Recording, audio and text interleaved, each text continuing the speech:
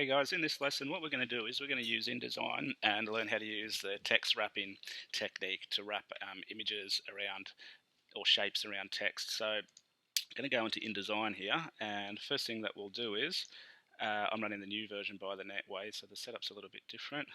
What we're going to do is we're going to grab a text box. I'm just going to draw out some text box like this. I'm just going to fill it with some placeholder text. So if we're going to type and fill with placeholder text, just like that. I'm going to put my guides back on. Now what we might do is we might just turn this into a 2-column text so it looks a little like a magazine. So to do that, if you scroll down in your properties with the box selected, and if you go to text frame down here, we'll make it 2. Right, now usually when we're working with columns, not always, but it's kind of nice to have the text justified so that we don't have this kind of these edges a bit jaggedy like this. So to do that, to justify the text, it's just this one here.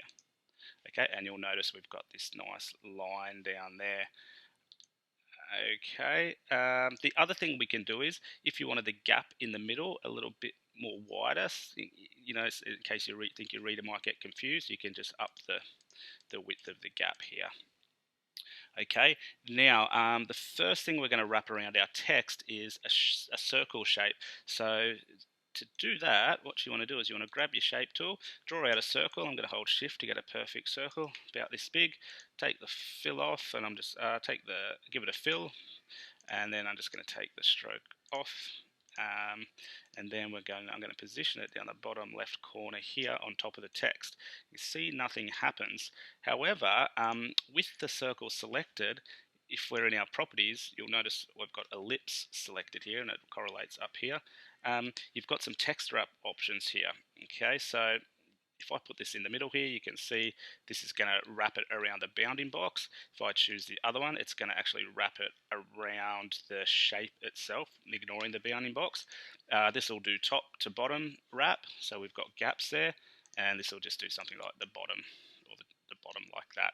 Okay, but for this case, we're going to use wrap around the object shape, and I'm going to move it down the bottom left-hand corner here, and then you've got a nicely designed shape like that. Okay, now before I go any further, let's just finish this one off.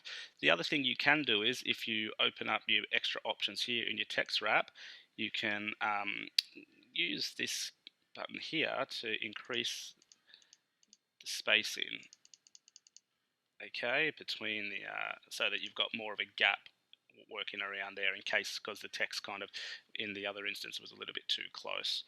Alright, before we go any further, but let's just jump over to here. We'll have a look at how you can use this creatively in the design. So I've just got a couple of things on Google Images to show you. Over here we've actually wrapped a pull quote text around some of the text here, and there's a graphic that's wrapping around this part here, and some a drop cap actually as a graphic that's wrapping here. So that's a nice design. Over on this one here, you can see the wrapping of this PNG image here. I'll show you how to do that in a moment. And you've also got these like another drop cap here with the wrapping around the bounding box, and same with this B here. Okay, there's another bit of an idea here with this graphic here. That's the toes wrapping around there and the hands kind of wrapping over here as well. Okay, so there's a couple of examples of how you might use it in a magazine design. So let's get back to it, and we might just copy this over. All right, and I'm going to edit. I'm going to paste in place. Oops, so not on that page. I'll do it on this page. Edit, paste in place. It's not going to let me do that, so I'll just drag it over. Okay, so the next one we're going to do is create a pull quote. Right, so I'm just going to use this space over here.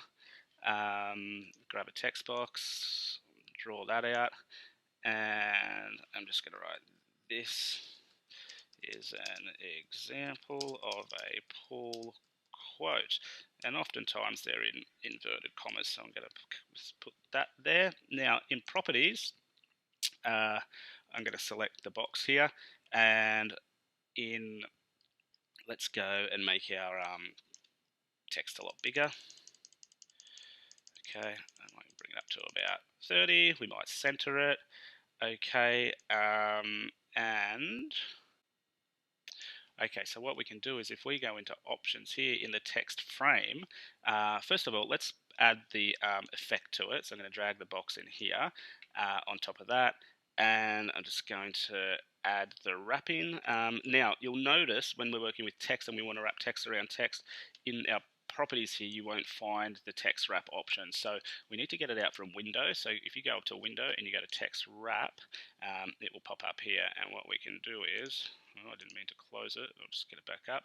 What we can do is we can just dock it in here. Okay, it's very handy to have in your design so that we can open it and close it as we need it. Now, let's use wrap around the bounding box. That will be fine, or we could wrap it around the object shape, but it's not actually a shape. So wrap around the bounding box, and then we've got our wrapping. Now you can see there's a bit of a problem here. We've got a lot of empty space in the box here. Now, even if I make this box a little bit smaller, we've still got more space at the bottom than at the top. So what you can do is, with the text box selected, you can go down here into the text frame options. If you click that, and in this space here, vertical justification, it's aligned to the top at the moment, so the text is going to hit the top of that bounding box. If we go down to center, it's going to center our text there. Okay, make sure preview's ticked, otherwise it won't show you the preview in the dialog box. Then click OK, and then you've got your pull quote. Okay, so and again, if we link these, make all settings the same, we can up the points if we want, more spacing top and bottom. Okay, if we unlink that, okay, I can just add more spacing or padding, whatever you want to call it, just to the bottom. You can see how that works. Okay, but let's just go back to what it was. Okay, and that will be fine. Now, so you can see how, if I go back to this design here that we looked at, not that one, the one over here, you can see that technique of that pull quote there.